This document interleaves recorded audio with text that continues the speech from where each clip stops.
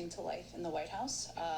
He has been receiving additional training, as well as spending some time in Delaware, where the environment is more familiar to him and he is more comfortable. I don't have any additional specifics, but I think that speaks to where Major is located, to be fully transparent in your ongoing interest in the dog.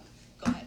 Unfortunately, these evacuations are happening during a pandemic. Can you tell us a bit about, are these, I believe there's a quarantine, but are these people being vaccinated? Because I know that the percentage of Afghanistan population is less than 5% that are vaccinated. Sure. Let me give you kind of an update on this, because I know there was a story out earlier today, and I can give you a bit more detail on it. So let me just find all the details. Well, I can tell you basically that individuals who come in to the United States are offered a vaccine. For those who are coming in on the condition on parole as parolees, it is required. It is a condition of their parole to the United States. But we have made this available at Dulles, and we are continuing to look for ways to expand access to the vaccine to other places where individuals are landing. All right. Well, I am here. As quickly as possible and landing. In terms of what steps you're taking, everyone is tested upon arrival. And the background noise is the White House. American citizens are asked to Jen Psaki, like any other American citizens, our press secretary. They would do on their own. Go ahead. The president pledged to hunt down people responsible for this attack. How do you prevent that from becoming an open-ended mission? Live streaming that on my iPad Pro with the military and the national Magic security keyboard, team that serves the president, which is has enormous capabilities, quite nice, by the way. and is pursuing a range of missions at the same time. Behind here, the one they are undertaking in Afghanistan is one that is front and let me center put my in the glove news on. right now. But I will tell you that we are I had a little surgery on this hand, and it's and hunting terrorists ugly. around the world where they are. So in order to Part of that effort, that will unfortunately be ongoing. And one of prevent our viewers from seeing my ugly little surgery thing, which occurred last week, because the terrorist threat has which took off other parts of the world, and this kind of goes to a question where we don't have a military presence on the ground, but let me turn Jen Psaki down just a little bit. we are still I'm just keeping an eye on it because, you know, we had a huge bomb that went off in the state of Afghanistan, and it killed 13 of our service people, and there's 130 either killed or injured Afghanis that were all standing around the gate right near the airport. Now you wonder why. Now there's no wonder why, you know, American citizens, you know, don't want to have anything to do with going to that airport, because, you know, the as we may remember, the U.S. vacated the embassy, okay, and left the servers on there. The Afghans, Taliban, swiped the server, took it, I should say, and got the biometric information on everybody that is in Afghanistan that's either a U.S. citizen or someone who helped, you know, the U.S. citizenry and, you know, finding bad guys in Afghanistan and zeroing in on targets and everything that, you know, an Afghani or an American may do with this, you know, war effort, although it's, you know, the war wound down a number of years ago, and Trump put in enough power so that to keep the Afghanis under control. Hard thing to do sometimes. So agenda based on our shared democratic values. And I'm anyway, right now everyone's trying to get the hell out of there because Biden, the economy back better. President Biden, wants to be out by the end of the month. So enough time. It's time to go. Really? Time to go, even though we may leave 1,000 people, which would be 1,000 targets for the Taliban to say, hey, yeah, U.S. do this, or I'm going to cut the heads off these 3 people. No problem. Whack, whack, whack. 3 people dead. They hold the heads up for the TV monitors to see. And, this can go on for a long time when you've got upwards of 10,000 Afghanis that are still in country that want to be out of there because they know if they get left behind enemy lines when they shut everything down at the end of the month, which is, Wednesday of next week, maybe a little earlier because, you have to get the military out and you got to get the planes out. Hopefully they're going to blow up everything when they go. So that these guys, don't have working airfields and so forth. I mean, they got an army that's stronger than Australia's because we left them all this weaponry. And, it's like, I mean, God, you got to be kidding me. They left behind some $80 billion worth of the highest tech military that there is. We used to supervise the use of all that stuff. Whoops. But, when we go, we're not supervising anymore. And, essentially, so if we don't destroy it, and we're talking about like over 200 sophisticated airplanes, including these helicopters, stealth helicopters, which, can you imagine? And over thousands of these high-tech, I'll call them big military SUVs, which might be able to transport, 15 service people, but it's got all kinds of technology on there, laser cannons, and, oh my God. Oh boy. So now if we have to go in there and rescue folks, we're going to have to fight an army that's, the equipment is our own stuff. Like 1 million rounds of, this high-tech bullets and, oh my God. And this stuff there that we don't even know about, or I don't even know about. I pay attention to things like this, but, a lot of people don't. But I'm sure there's some technology there that hasn't been publicly disclosed, because it's too high tech. They don't want to let the enemy know what's going on. Well, guess what? The enemy has the stuff. Forget about knowing what's going on. I mean, they got it, and they're probably selling it, to China and Russia and everybody that wants to know about. Oh, let's see what's what the U.S. has up their sleeves. So the Taliban can sell it to the highest bidder, and we can't do anything about it unless we can find it and destroy it. So now we've got to find our own stuff and destroy it. Well, why didn't they think of that before they, they abandoned that airport with the 2 runways? Oh, God. I tell you, they need to go. Of course, the military gave Biden all the right advice, okay? They just did. So, if the president ignores the good advice, what good is firing that general? He knew what, common sense.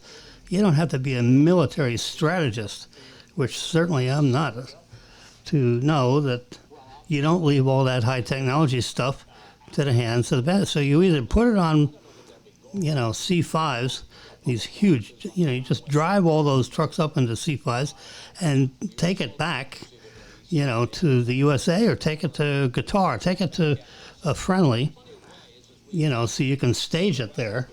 Let me turn down old Wallace here, because he got caught with his pants down. All these, yeah, he was, he loved Biden during the election process. Now we're stuck with him, and these guys are all, sucking crow because they backed a really strange guy, So, no wonder this guy was hiding in the basement. They didn't want people asking questions on what would you do if, this happened. And it's crazy. Can you imagine? You take the troops out before you get the citizens out. Oh, yeah, that makes a lot of sense. So then he got himself down to about 2,500 military, and you need 5,000 or 6,000. So now he had to ship people back in. So now we're up to like 5,800. I think they let 400 go home. So now you're down to 5,400. Let's just round down to 5,000. You get 5,000. That's barely enough to protect the airport we got, which is the wrong airport because it's almost impossible to protect. Which is demonstrated by, maybe turn this down a little further. Oh God, too many people talking at once. Oh boy. So anyway, the news is exciting. Of course, I'm a news guy. Since I've semi-retired, what else I got to do other than watch the news and talk to Marilyn about what's going on, keep her up to date on what's going on. She's doing really well at the Seacoast Bank now. It's all merged, and they've all been trained. So the network people come in there and they took out all their network stuff and put in our own network stuff. And maybe I turn the screen brightness down a little bit. There you go. See, now you can kind of see it on my live link here. Okay. We got this iPad running. Let's see what's going on with the stock market. Up to 27. That makes no sense. The world's on fire and the market's up. Yeah, we got all kinds of inflation. I mean, Jesus. This market's going up in spite of themselves. Well, you got a lot of free money out there, so the earnings are there. But usually the global unrest like this sends the market screaming. Sooner or later, someone's going to blow the whistle, and this stuff is going down. So you can see it. I got two screens going here on our live feed. This screen, you can't do the expando, so you can see it. Yeah, if you look carefully, you can see the numbers. The Dow is at 35,443. Up 0.65%, which is, that's just a normal day. Up 0.5 point, down 0.5%. It's up 0.65%, which is nothing. And 161 million shares traded. You can see some of the favorites that I look at. Like, we got Apple in there at $148 a share. Bank of America at $42. Telephone, AT&T is at $27 a share. What's exciting about AT&T, if you go across, you see 7.7% dividend. You can't get 7.7% on anything. A CD, certificate of deposit, is like 0.5%. Well, even if you have $1 million in there, 0.5%, 0.5%, $5,000 or $10,000. But 7%, 7.7, at the current trading price of $27 a share, and you go across here and they pay the dividend is $2.08 a share. So that's almost 8%. And they've been paying the dividend a long time. It's AT&T. So, you know, I don't think I've heard any rumors where they're going out of business. They're making money. Okay, you go across AT&T. You know, they have earnings.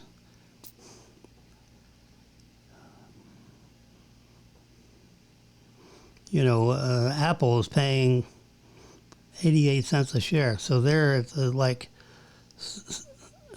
dividend rate is 0.6%, which, you know, is crazy low because the stock price is high. It's $148 a share. So the higher the stock price goes, assuming the dividend is relatively constant, you know, then, you know, that used to be around 1%. Now it's 0.6 because the stock price is not 100 anymore. It's 148. So you make more money with Apple because of the price of the shares rather than dividend rate. Dividend rate is like terrible. So Bank of America pays 2%. Well, you know, 2% is better than 0.5%. AT&T is 7.7%. You know, on my list, that's the highest. You know, IBM pays 4.73%. I'm looking down here. You can see the column captions the price earnings ratio. You know, Apple's now trading at almost 29 times earnings. See, last year it was paying at the, you know, like 14 times earnings. Now it's like twice that. You know, so the investment community decided, well, you know, Apple keeps growing at the rate of 30% a year. And, you know, all the other numbers, they keep doing amazing things, making amazing products. They have like a billion, with a boy, they have 1 billion iPhones out there. So when they do a software update, it hits 1 billion people. I mean, like, oh, geez, you know, when you had 100,000 phones or 50,000 phones at one thing, you have 1 billion phones. Phew, I mean, it's just makes you quiver. Wow. You know, then they got iPads and, you know, geez. So when they advertise on their devices, I mean, it hits, you know, it hits a lot of folks. So, I mean, that's why I like it. The iPad, you know, I have one right here. My little, not so little. This is the Pro Max. So it's the biggest one they make. See, here's my Tesla. I don't know if you can see. There we go. Oh, it's so bright. The camera needs to adjust. Let me just cover up a little bit. See, 212 miles on the battery. So I can open up my iPhone and I see a little widget. They call it a widget. And it tells me how many miles I got in the battery. Now, of course, I can open up the app itself. It tells me where the car is. Where's my car? It's coming up. It's parked in Maryland's parking lot. She took the car today. We're sharing the Tesla, but that's soon to change. We have a number 4 son is working at JM Lexus, and he's doing really well in the sales side of the company. And see how we're doing here, yeah. So Maryland is, looks like Meisner Park. Isn't that Meisner Park?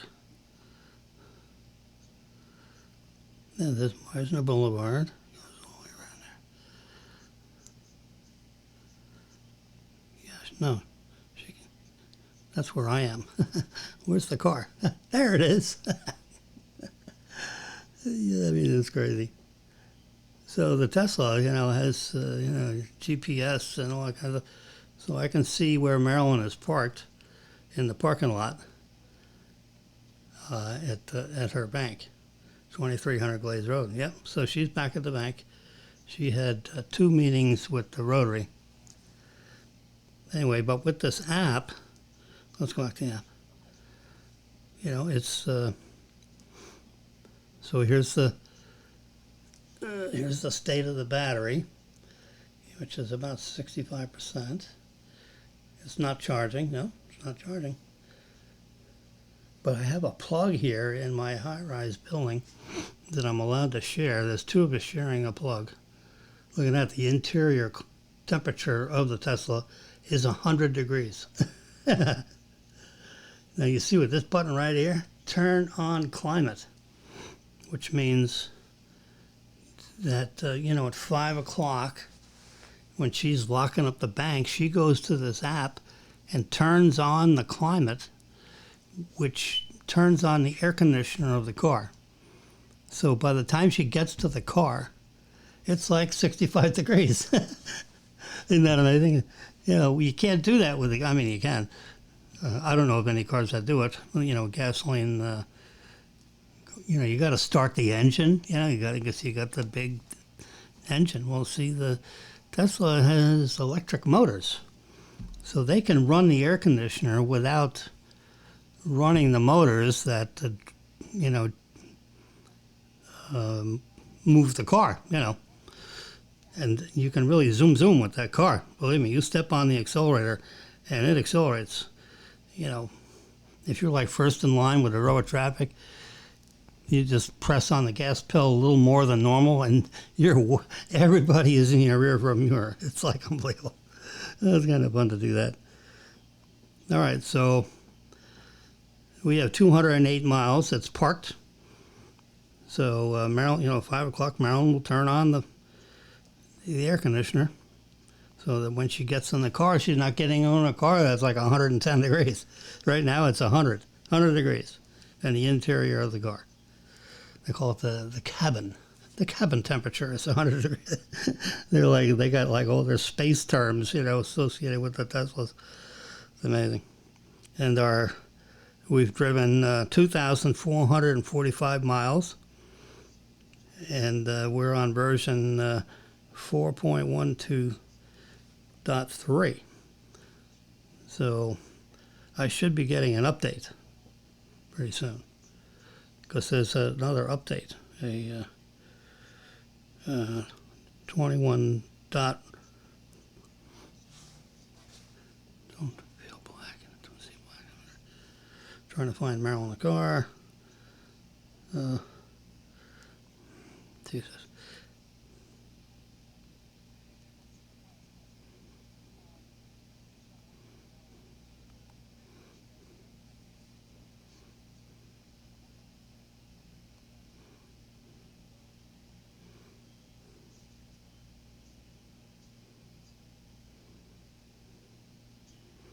Daniel can't find a black Camry. How about a white one? XD. Daniel, please text Marilyn. I'd love for her to get a white car. No, she didn't make me, but actually the Tesla looks very nice in black. I have to agree. But I would have gotten a white interior, but I didn't. I got a black interior because, electric car and all this stuff, I wanted to keep it as, similar to car, so, the white interior of the Model Y is like amazing. It looks like one of their space capsules. The seats look just like the seats that they have when they blast off. We don't have space suits, but that's coming probably. I don't know if you heard, but Tesla is making a humanoid robot.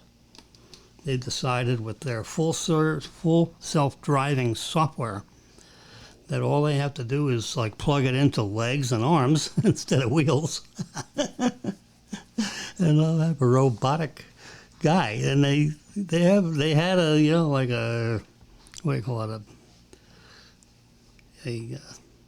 a sample, a prototype of the way the body looks. It's 5 foot 8 inches tall, weighs 125 pounds.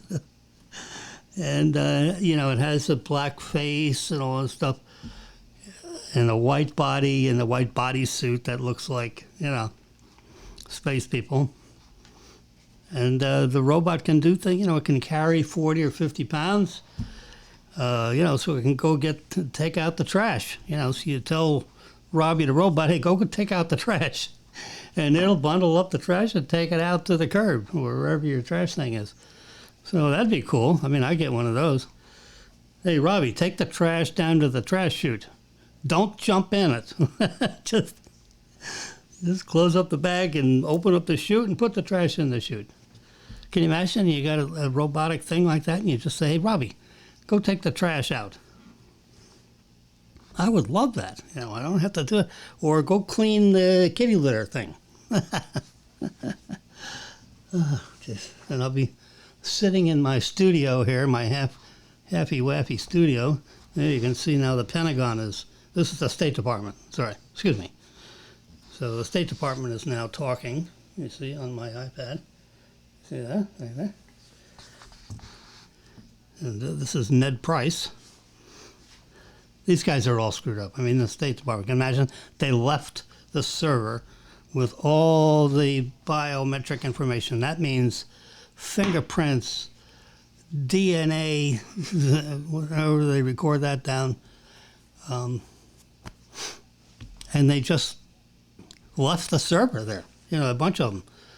So the bad guys took the server, took it to Pakistan. They had an engineer print it, so they got a nice fat report, sorted by address, sorted by names, so they know everybody that's in country that's, likely trying to get out. So while we're fooling around trying to fly these people out, the Taliban are knocking on doors and grabbing the people, and the reports where they take, let's say the guy was working with the U.S., so they cut his arms off. Can you imagine? They just whack his arms off, and he's just standing there with his arms gone.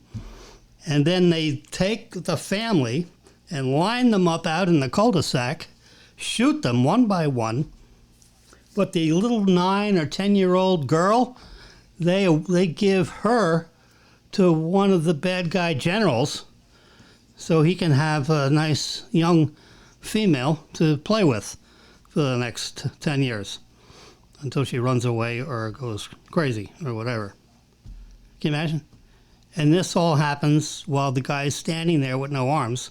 And of course, once they go through this 15-minute thing with killing the family, then they kill him.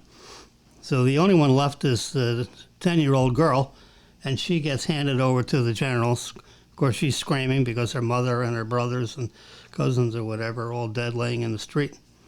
And they pile up the bodies, and they knock on the next door. I mean, it's like, Germany, 1939. I mean, it's like crazy. Then we gave them the weapons. So they're shooting these people with our rifles and our bullets. Excuse me, a little sip of coffee here. So, anyway, so you're hearing a little, this is the podcast 21.08.27, corresponding to the date, and it's Friday Table Talk. What's Jimmy think? Friday Table Talk. So we're talking about what's going on in Afghanistan, because that's pretty, oh my God, the Sunday shows are going to be ringing off the hook with what's happened with this explosion right by the gate. So now they're like 10 or 12,000. Now they've shipped out like 70 or 80,000, and only 4,100 of them are Americans. Okay, the other 80,000 are Afghanis that are trying to get the hell out of there. Now they're like translators and and their families, which I think they're allowed to bring their families. The question is, can they bring out their parents? I think there was an issue with that a couple of days ago. Of course, parents are family. Can you imagine? So you get this, American woman that works in our State Department, and she has a husband, and she's got like 3 kids. So the husband and 3 kids are fine, and she's pregnant, and she wants to bring her parents to the United States so they can see the new baby being born. And the State Department, well, you're not allowed to bring parents. It's you and everybody underneath you, like your kids and that kind of thing. So they may have to redefine what family is. And of course, you got to go through almost an act of Congress to do that. When you're dealing with international and stuff like that, if you lose your passport, forget it. You're in. How do you replace that in Afghanistan? Well, you don't have a State Department anymore because they packed up. They packed up and left. How nuts is that? You pack that up and leave before our people leave. So now there's no State Department. There's no. What is there? 1-800-America. Yeah, just give us a call. Oh yeah, you go. Call what? Well, send us an email. Well, guess what? The emails baskets are full. You can't send them an email. But they're on TV saying, yeah, contact us and we'll get a hold of them. What do you mean you get a hold of them? 1-800-America? There's no phone number. And, the mailboxes are full because there's no one there to empty the mail, to read the email because all the State Department people took off. They're already on an air transport. They're probably in Qatar, getting switched over to get on a plane to get to the United States. It's a total shit show, sorry the word, but oh, yo, God. I'm here from the government, and we're to help you. We're here to help you. Oh, my God. The 10 worst words in the English language. We're from the government, and we're here to help you. Ah, yes. So you can see our State Department guy. He's bobbing and weaving. All these guys are like Rhodes Scholars and all that, but they don't have any idea how to deal, in the real world. They're in the theoretical world. And in theory, everything that they're talking about should happen, but in the real world, it doesn't happen because, things are not the way they are in textbooks. That's what Elon Musk found out when, switching back to Tesla, when he was, his engineers were working on FSD, full self-driving. So, with full self-driving, he says, the real world is a lot different than what's on a textbook. Because you got cars and then you got, they get in accidents in front of you and trash bags and stuff are flying all over the street. With full self-driving, the computer is looking at this stuff with their cameras and they're trying to figure out, what stuff is. And they found out that the human brain is a pretty complicated computer, When you turn everything to digital, and you have to, give the computer examples. Okay, this is a trash bag flying in the air. Just because it's windy out there and someone, you have an empty Publix bag, those little plastic bags. Well, the computer's trying to figure out whether it's a big bag, a little bag. Is there something in the bag? If it hits the car, will it, So the computer's trying to go through all this stuff. Now, we see a Publix bag blowing around. We know it's, weighs less than 1/10 of an ounce. It's really thin, petroleum plastic, polymer bag.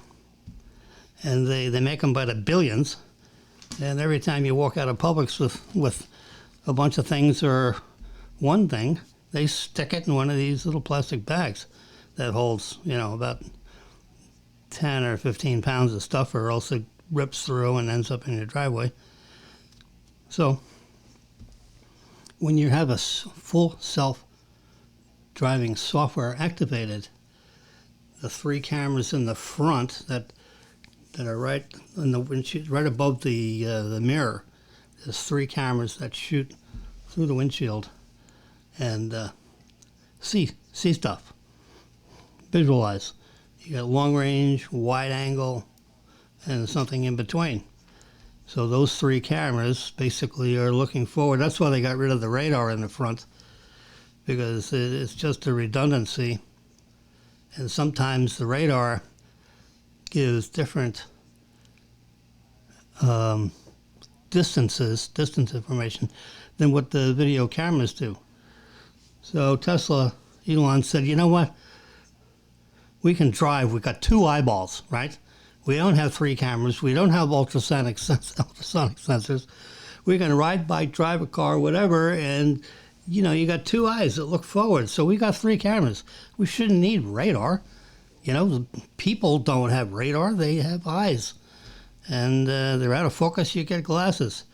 So we got cameras that have autofocus, and they don't need glasses. And you got a wide-angle camera. You got a telescopic lens, so you can see out front, 500 yards in front of you, which is 1,500 feet, roughly. So I think it's 700 yards. So they went all visual, and that's what delayed, some of this. They were supposed to have the full self-driving out, like 2 months ago. But when Elon Musk, got into the software department, they all run for cover when Elon shows up. But he finally got a hold of some of those engineers and says, "Get rid of the radar. We don't need radar."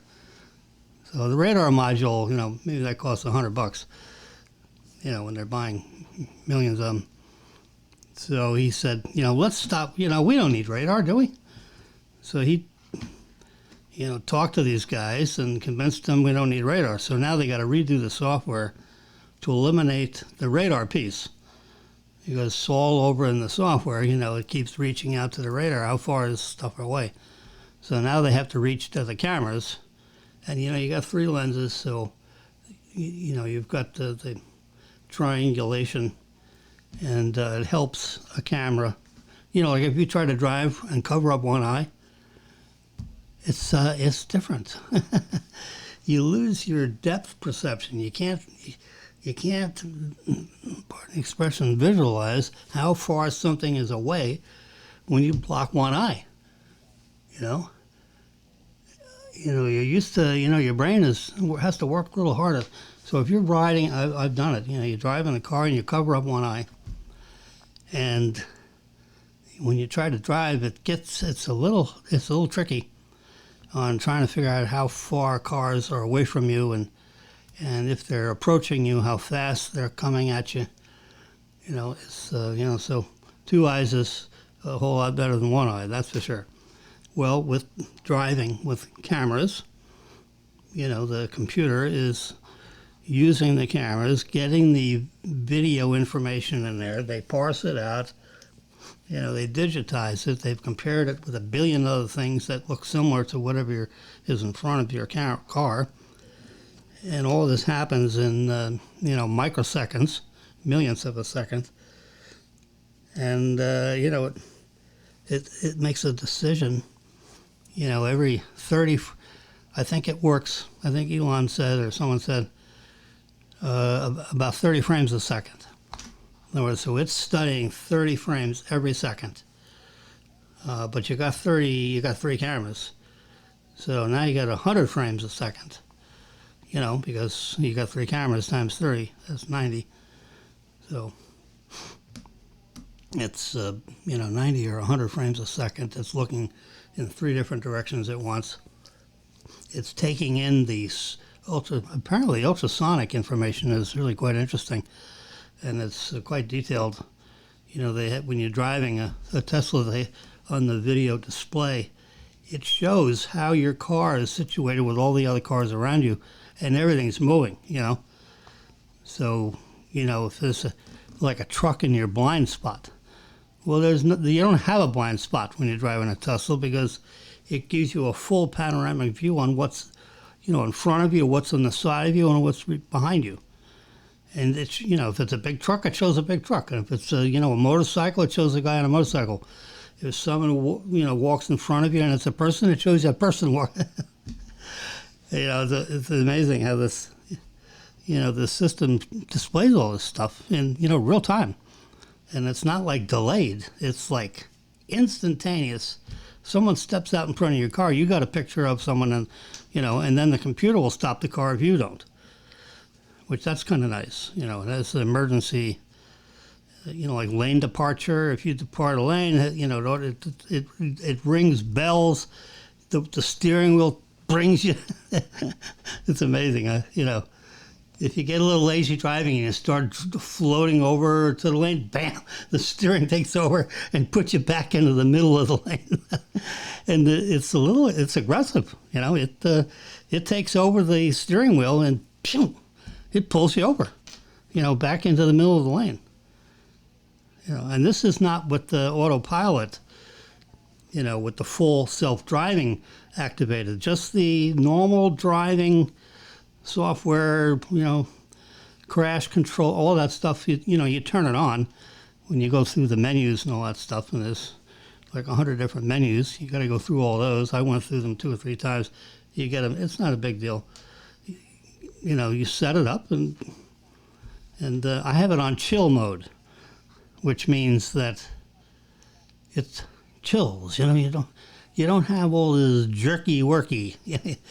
Now, when you step on the accelerator, it'll go, but it won't slam your head into the headrest.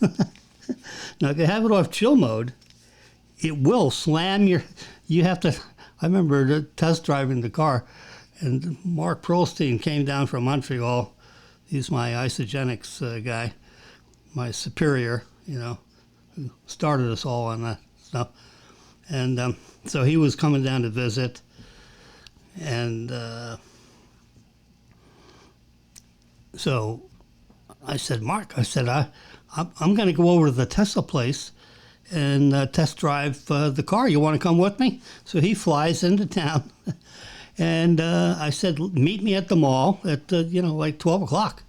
So I got there at 11:30, spoke with the Tesla people, and I said, I got myself and my friend. We want to buy 2 Teslas. So we want to test drive the car, like at 12:15. Do you have a car available? He says, wait 1 minute, let me check. Oh yeah, we have one. We have a red one ready for you at 12:15. So sure as hell, you know, I mean, we were sitting in the parking lot all the time, but you know, they play this 3rd grade play. So we drove the car for about an hour. I drove it for a half hour. I drove it out a half hour, and then Mark drove it back. You know, so we each had a turn driving the car, you know, and so that was a couple of years ago. And then finally, this June, we finally got one for ourselves, the Model Y, in case you haven't heard, which is, you know, a crossover SUV. When you look at it, it doesn't look like an SUV. It just looks like a car with a slightly larger rear end, and you would think, you know, in the way it's shaped, you would think it's just because of the aerodynamics. The drag coefficient of this car is like unbelievable. It's, you know, it's the lowest drag coefficient of an SUV in the history of the world, you know. And that's like, you know, and you know when you drive in a car, okay? So you put the window halfway down, and let's say, you know, the driver is going 60 miles an hour on a highway. So if you stick your hand out there, you know, and, you know, you can do this, and you can feel the hand go down, you do this, you feel the hand go up, and, you know, so if you just hold your hand with the wind, you know, coming right at your hand, you know, and there's a lot of pressure. You know, you feel the pressure when you're going 65 miles an hour, there's a lot of pressure. I mean, you got to use your muscles to keep your hand in a position.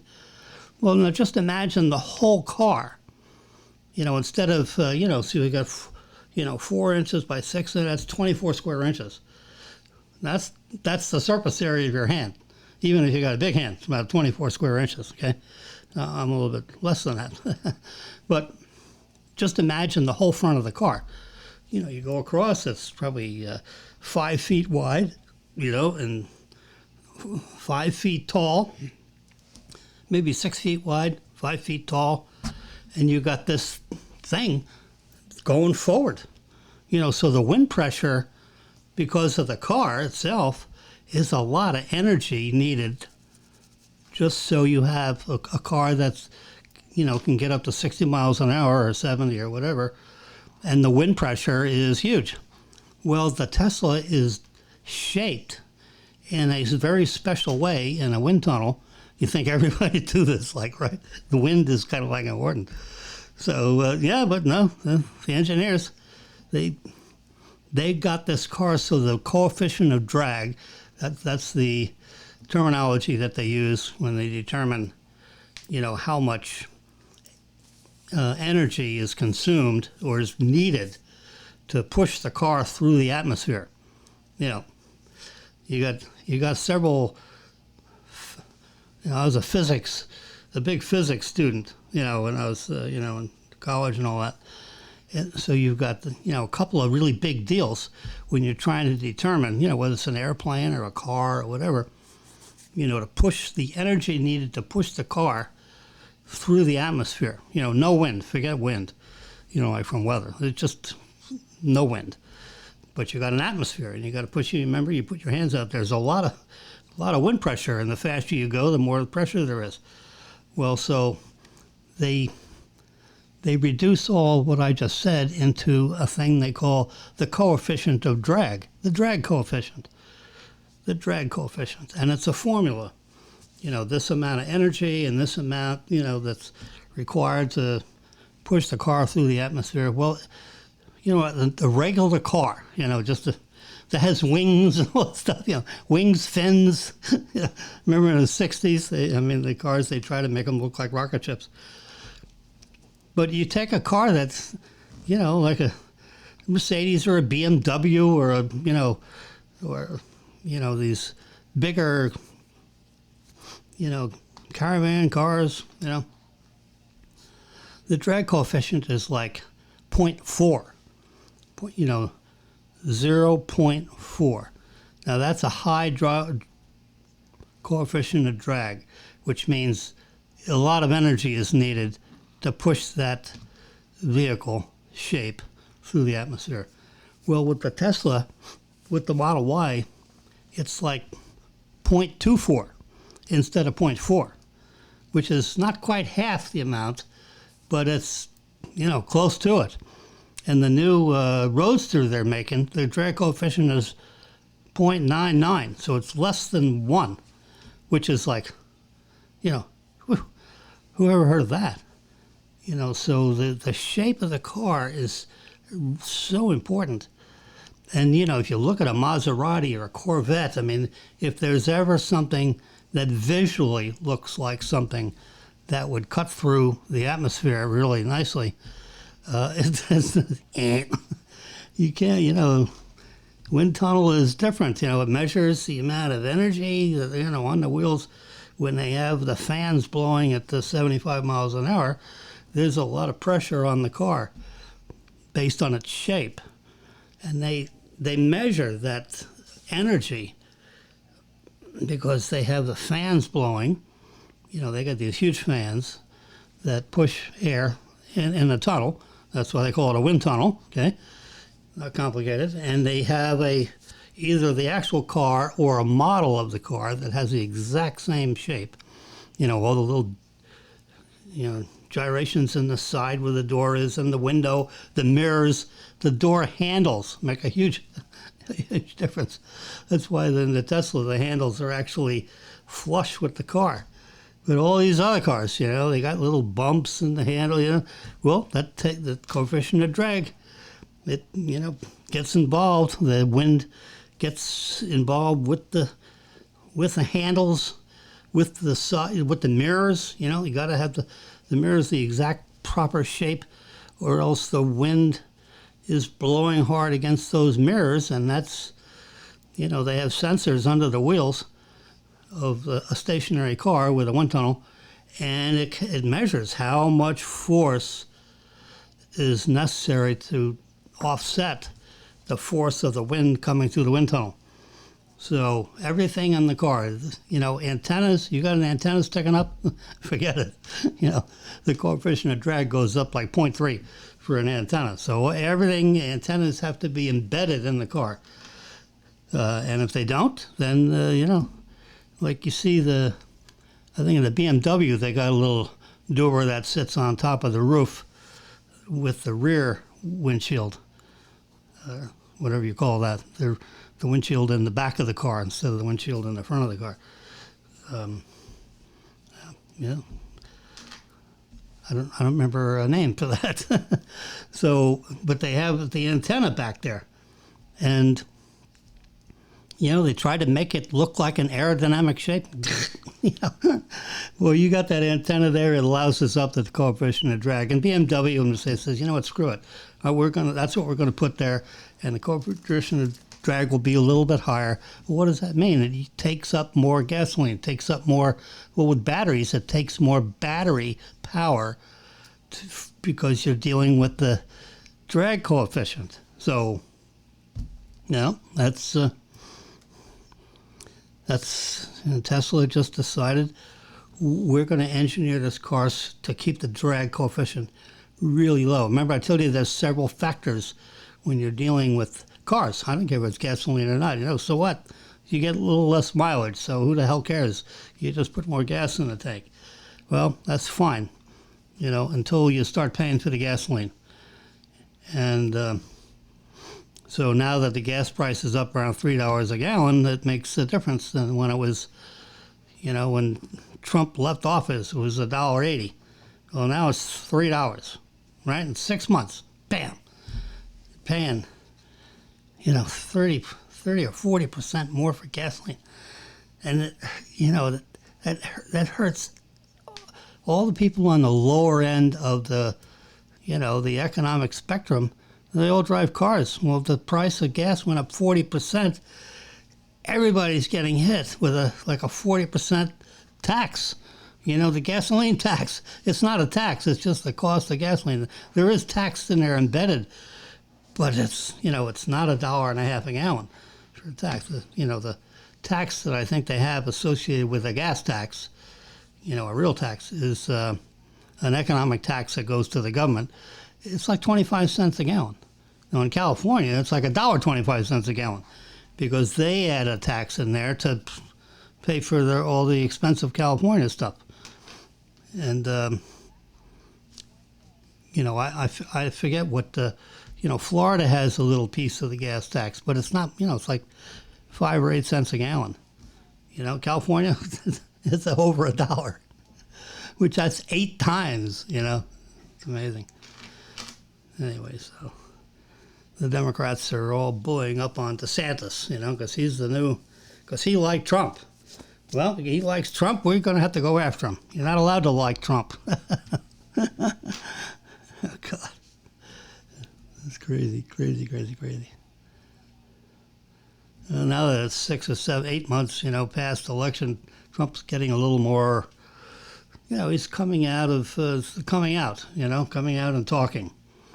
And, there's such a stark difference between, a tough guy like Trump. I grew up as a little kid in Brooklyn. He grew up, everybody comes from Brooklyn. J-Lo came from Brooklyn. I was talking to some guy, that works in a warehouse. He came from Brooklyn. Everybody's come from Brooklyn. It's amazing. It's amazing how many people come from Brooklyn. It's Brooklyn, Queens, Jamaica, the 5 boroughs of New York City. Brooklyn's one of them. And we lived in Brooklyn until I was like 11. And then my father bought a house in in the North Shore of Long Island, in a nice area, real nice area. And moved out, 45 miles, east of New York City. So he had a 45-mile drive to get from the house to Long Island City. That's where he worked, Long Island City. I couldn't find it if you want. Yeah, I was a kid, and I didn't drive into the city. I took a train into the city. I drove into the city one time, and it scared me to death. I was on one end of the road, and I make a turn, and there are like 14 lanes of cars heading straight at me. Oh, shit. So, sorry. So I had to make a U-turn in the middle of this big-ass road because there's 8 lanes of cars. You know, it was like, the headlights were on. It wasn't exactly dark yet, but I mean, I saw these headlights. So I go, holy crap, I need to disappear, literally. So I somehow or other, I made a U-turn, and of course there was a policeman around, so he pulled me over and he says, "What are you doing?" I said, "I don't have a clue. This is the first time I've ever driven in the cities, and I promise you I'll never do it again." He just let me go. He said, "Okay, kid, get lost." So that's how they talk in Manhattan. So, a kid from Brooklyn, what the hell do I know? So I went home. And, I couldn't wait to get there. I'll tell you what, I never drove into the city again. It was one time. And the same thing happened to me in, like, Miami and Coral Gables. Oh, God. So, it was really sad. I was going to a friend of mine, his son died. Got hit in the car. It was a car accident thing. It was, quite a while ago. It was like 40 or 50 years ago. So, the drug thing, people didn't die from drugs so much, but they got killed in cars.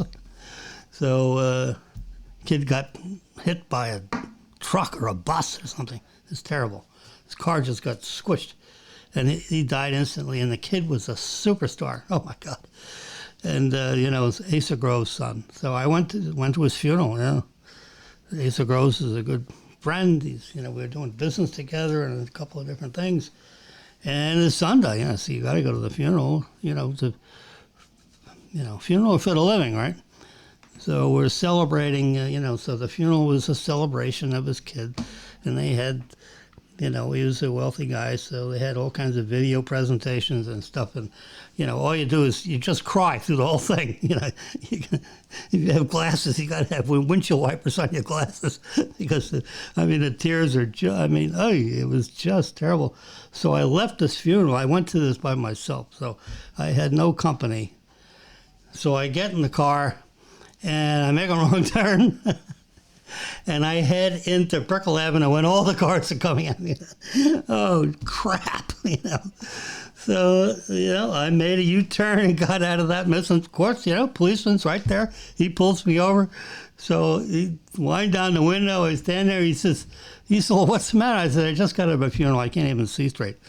He said, just go home. He didn't write me a ticket either. He saw I was a basket case and said, all right, get the hell out of here. Jesus Christ, don't do that again. I said, okay, I promise, I'm going home. So I went home, I got home. God. Anyway, so I'm not that dangerous in a car, but, these big cities, I hate driving to Miami. I hate driving to Fort Lauderdale. I-95, and there's always some part of it that's broken. They got to fix the roads. So, the lanes swerve and all this stuff. Well, everybody doesn't necessarily swerve at the same, angular velocity. And I feel like everyone's going to hit me, so I'm driving the car and I'm like, holy crap, so I got all the software running on the Tesla, so it's showing me, and when you get too close to a car that's next to you, it turns red. Well, so I got the cars turning red, on both sides of me. I said, well, what? You got to be somewhere, right? So, when they both come at you, there's no place to go. Jeez. Oh, God. So driving, on these roads that aren't fully repaired, and they got these swerves where you got 5 lanes of traffic that all have to swerve at the same, angular velocity, right? And then they swerve back this way. So you're going through this double S swerve, and everybody, if someone does the wrong thing, it's a 25-car pileup because you got all these cars swerving. And, they should really cut down on the number of lanes when you got swerves. If you got 5 lanes, you should make it 4 until the road is fixed. And then you can expand it back to 5. But when they got all 5 lanes of traffic all swerving, it's, So you can't get in the speed lane because I don't go that fast, and I can't go in the other lane because that ends up being a turn lane, so then you end up off the highway. So, you got to have some of these middle lanes for JimmY. And I should have 2 lanes. One's not enough. When I got my kids in the car, they go absolutely crazy. Brennan, when I drive with Brennan in the car and we're on one of those roads, he's like in crash position at all times. I said, well, Brennan, what are you going to do? How do you anyway. So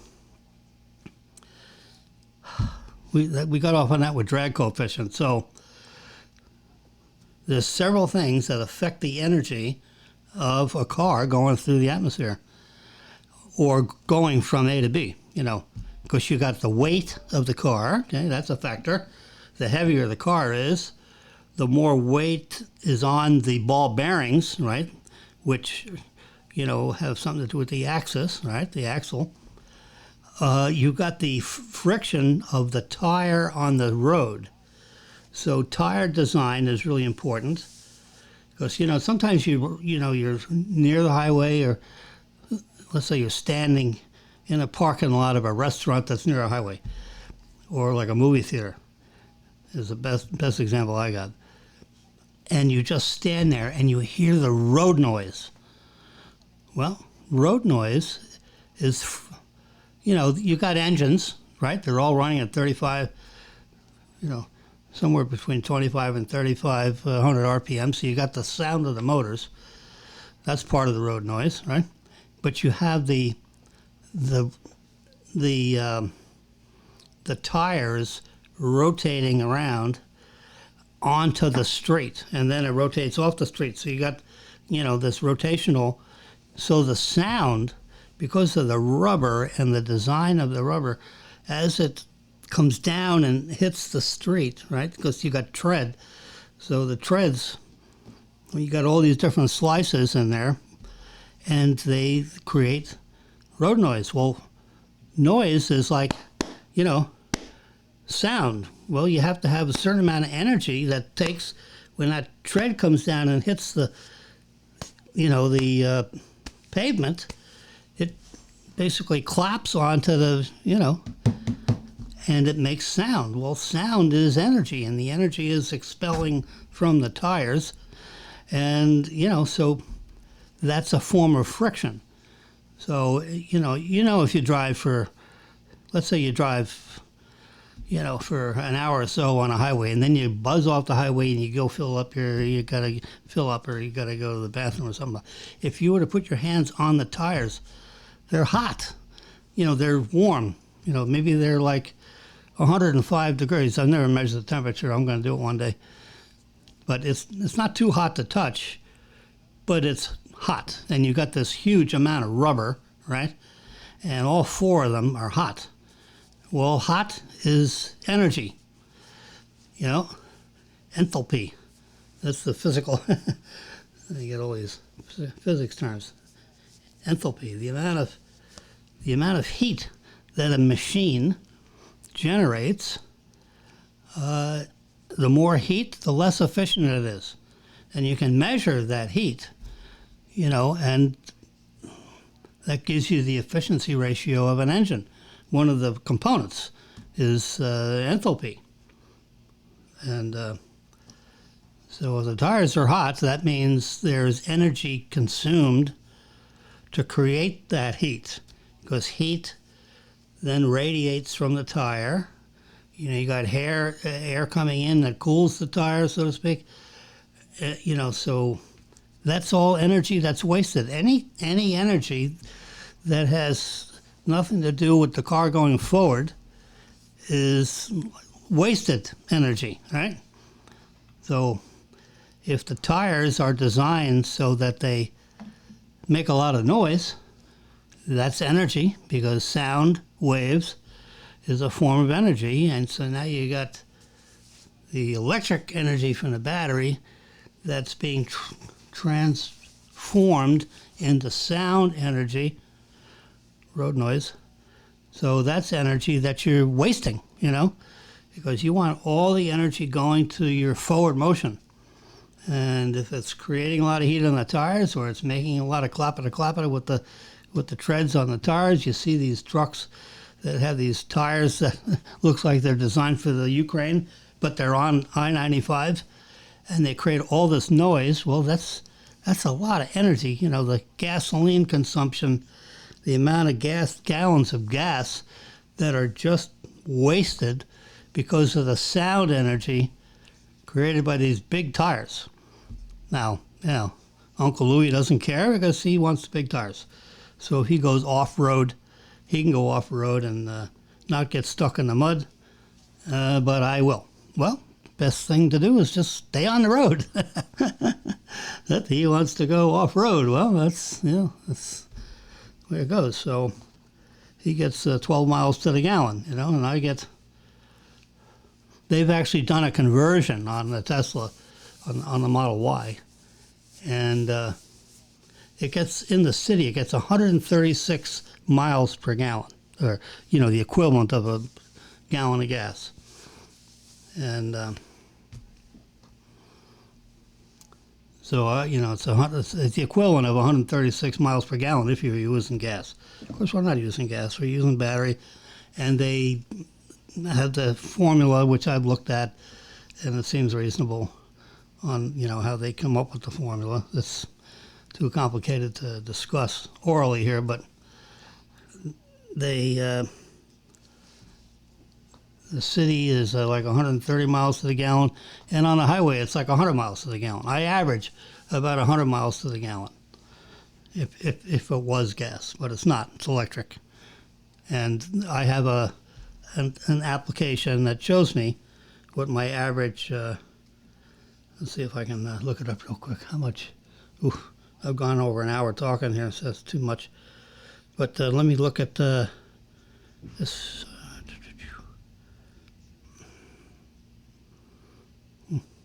All right, well, I'll show you next time, so I'll have the app all ready. And but wait a minute, I think it's this one here. So it's actually dialing into the car right now. This thing is logging into the car, and it's going to tell me in a second.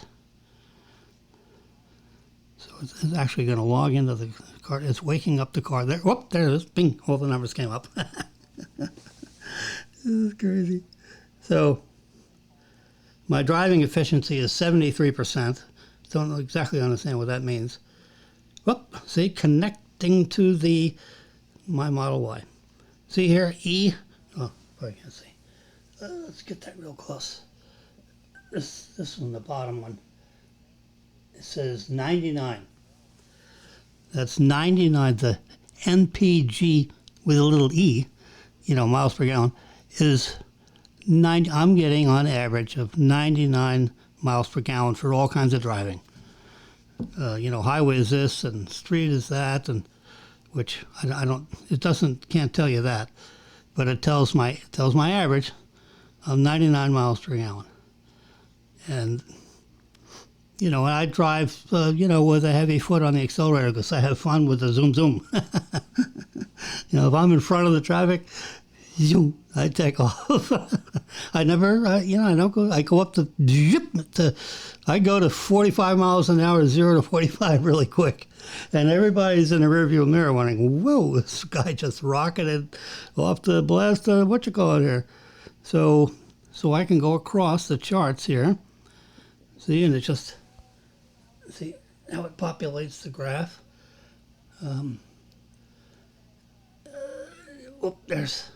So this is one. You can't see it, but I'll just read it to you. It says the Model Y efficiency is 80%. Aha! And I'm better than 34% of all the other users. Now, that's been climbing. That's been getting better and better. I was like at 60%, only better than 9% of people. See, but now I'm at 80%, which is better than 34% of users. I haven't seen that in a couple of days. And that's pretty good, I think. So you push the little button here and it tells you what it means. Aha! See, driving. Oh, I wish you could see that. It's just too bright. Well, I can turn down brightness. Let's turn it down. There we go. Let's turn it down. Whoops. Let me go back to states. Oops, sorry. There's the microphone. So you can see a little bit better. Let me turn the screen down even more. There we go. So see, now it's a little more readable, except for reflections. So I'll just read it to you. Got it so low I can barely see it. This graph shows your current average efficiency together with the distribution of average efficiency for all other users. And I think they had a sampling of 10,000 other Model Y drivers. There's like 300,000 out there now. So they sampled 10,000, and I'm one of them because I have the app. The height of the graph shows the percentile of users, with that efficiency. The efficiency ratio is a ratio of the actual miles driven per kilowatt related to miles driven per kilowatt. Okay? You got to read that like 5 times to figure out what it means. The average is taken over 100 miles. So they take 100 miles worth of driving, and they keep comparing it to all other users. And, so I am now at an 80% efficiency, which is, the bigger the number, the better. So I liked for my dotted line here. Oh, you can see that dotted line. Yeah, there you go. You can see it. I can see it. That dotted line is at the bottom part of the red is 80%. So we want that green dotted line to slide to the right, because I want to be at 100%. I don't want to be at this 80% thing. Let's get to 100. That's what my mother always told me. No 80s. You want hundreds. You want to go play with your friends? You got to get hundreds. 95? Hey, okay. 80? No. B means bad. A means good. But Mom, a B is better than a C. No, B is bad. You got to do better than bad. Oh, gee. So like a combination of Germans and Russians, and the family tree is pretty exciting. I did the ancestry, and it's having trouble finding where, exactly where I'm from. But it had countries and all that. That was interesting, because of your DNA. My mother would have a heart attack if she knew that I submitted my DNA, because that means they can find you. I mean, my parents were like, they're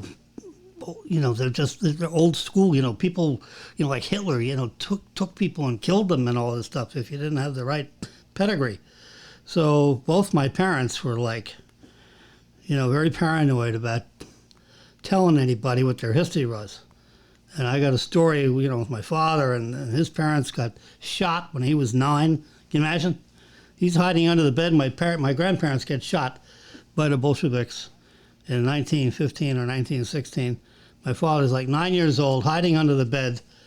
Boom, boom, boom. These Bolsheviks came in, knocked on the apartment, killed my grandmother and grandfather, and my father, who was like 8 or 9, and he's hiding under the bed. He hid under the bed for more than a day. He was so petrified. And he finally had to get up from under the bed because he had to go to the bathroom. And he was, hungry. But he didn't care about hungry. When your parents are shot and you're under the mattress, under the bed, yeesh, that's a scary thing for anybody, much less a 9-year-old. So my father grew up on the streets of Manhattan with no parents, no grandparents. The parents were killed and the grandparents were, already dead in Germany and Russia. Anyway, so I'm 80% efficient. Sorry about the grandparent story, but that's true. So anyway, DNA and having them pin you down on where you're from. The ancestry thing, you swab and you send tubes in, and then they compare your DNA with every other DNA all over the planet, and they determine what countries, in Europe you're from. And it was, very illuminating. It was really, because I had heard all kinds of stories on where I was from. So it was interesting. So now you have scientists, with the DNA, really pinning it down on cities and countries on where you were from. So that's pretty cool. My son's trying to find Marilyn a car because she wants to have 2 cars, one for me and one for her. And she knows that Tesla is my favorite car, so she'll drive, I think it's a Camry. And since my son works for JM, right? JM, which is Lexus. The Lexus is a fancy Toyota, right? It's a high-end Toyota, basically. And it is high-end. I drove a couple of Lexus. I had a RX 450H, 10 years ago or so. It's the best car I ever drove until now. Tesla, unquestionably the most exciting car I've ever driven. It's smooth, it's electric, you could download, it updates itself like an iPhone. It's like an iPhone with wheels. So, and everything is buttons, the touch screen. There is not a knob anywhere. So you touch, you do touch screen. So you have your co-pilot do the touchscreen because you can't, it's hard to aim your finger at something when you're trying to drive the car. So I drive the car and Marilyn pushes the buttons. So I showed her what buttons to push.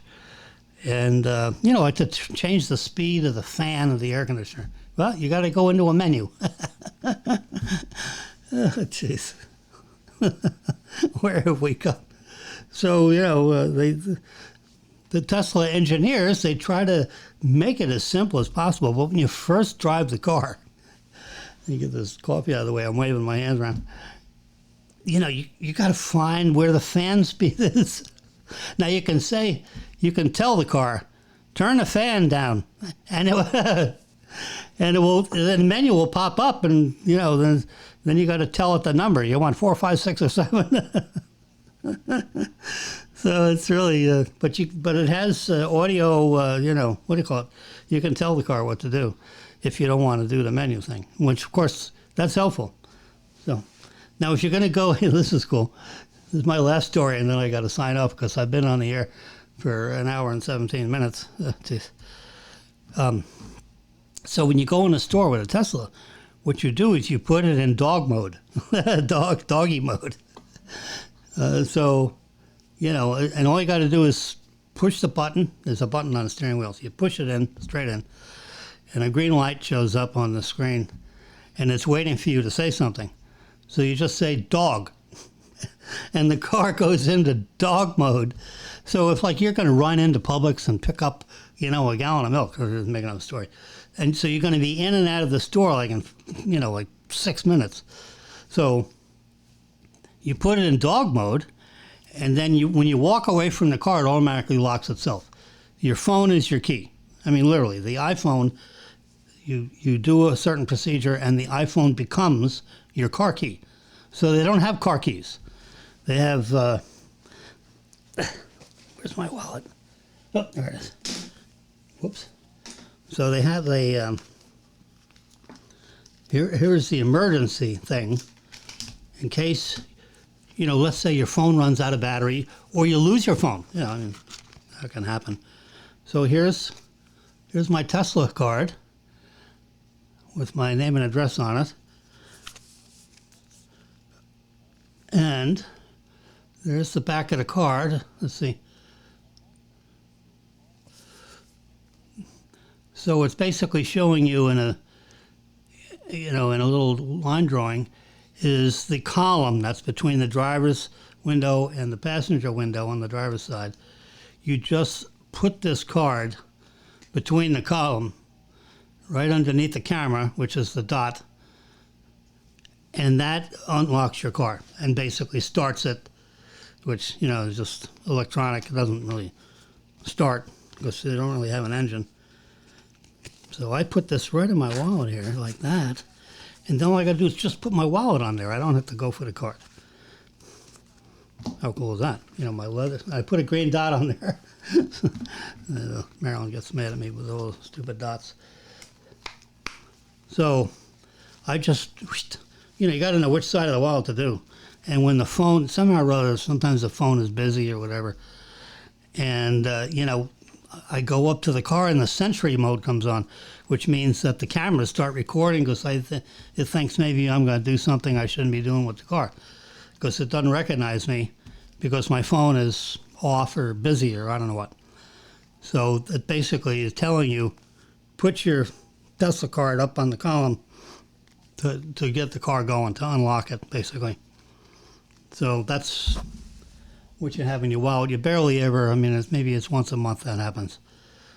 So your car, you know, I mean, your phone is your car key. So if you walk away, you know, you got your phone in your pocket or whatever in your purse, and you're done. So you get out of the car. There's no off button. I'm looking around. How do you turn this thing off? Well, there's no off button. You just walk away from the car, and it's called walk-away mode. You check the box. And when you walk away, about 30 steps away, all of a sudden the car goes, boom. It gives you a little beep, and the car locks, and it shuts it down, and that's it. So the car turns itself off, locks itself, you know, turns off the air conditioner, and the car goes to sleep. Basically, that's the car goes to sleep. That's so funny, but that's the terminology. Yep. So if you want to do something with a car, you have to wake it up. So the app, you know, you got a Tesla app that says, "Do you want to wake up your car?" Oh, Jesus. Yep, let's wake up the car. Honey, wake up the car. But the cool thing is, I mean, literally, it's Florida. It's hot. You know, the car is 95 degrees inside when you get out of the car. You know, I mean, when you wake the car up, it's like 95 degrees. So the app allows me to wake up the car up here on the 8th floor in our apartment thing here. And I push a button, and I can wake the car up, and it will start to cool the car to like 65 degrees or whatever temperature you set it at. I have it set at 65. So, you know, by the time I open the front door and Marilyn and I walk out the thing, and I got my coffee in my hand, and you know, then you walk down the hallway, and then you got to ride an elevator, and then you get down to the 3rd floor where the car is in the parking garage, and then walk out to the. It's not, you know, it's 210 steps. You know, literally, I've measured because I got a step counter thing. I mean, you know, for health, keep tracks of my steps every day. Anyway, so you can get the car. You can wake up the car so it will air condition itself, so that when I get down from the garage, and you know, it's hot in the garage, and you walk in and you sit into a cool car. It's already pre-cooled for you. I mean, how amazing is that? So, you know, like Marilyn had a lunch meeting. So I said, Marilyn, don't forget to wake up the car and get the temperature down when you walk out of your meeting with the Rotary. So that way, when you get in the car, it's not 110 degrees in there. It'll be 65 degrees. And hopefully she remembered to do that. Because otherwise, you know, you get in the car and it's, oh my God, it's so hot. I mean, it's like when I picked up the car in Fort Lauderdale, when, you know, we first got the car on June 11th, I think it was. You know, I mean, they had it like lined up, you know, around this building where they tested the cars, and it's like a service center. And the service center, you know, on the left side was cars, and the right side is service center. Well, I went on the left side, no, there's no cars in there. I said, well, where's the cars? You know, he said, well, we sold them all, including everything off the floor. So we have to wait for some more cars to come in because every car's sold. So, and your car's out there on the side of the building. So, so they didn't, you know, wake up the car. So we just got in the car, you know, and it was like 1:30 in the afternoon. Oh, the car, it must have been 150 degrees in that car. I mean, it's unbelievable. Well, we never do that anymore because we can wake up the car. We learned how to do that with the app. And the car is like at 62 degrees when you just jump in, the seats are cool. It's like it makes a world of a difference when you're living in in a hot climate like this, and it does the same thing with heat if you're in the cold climate. So that way, when you get in the car, instead of sitting in a seat that's like 31 degrees, it'll be 70 degrees.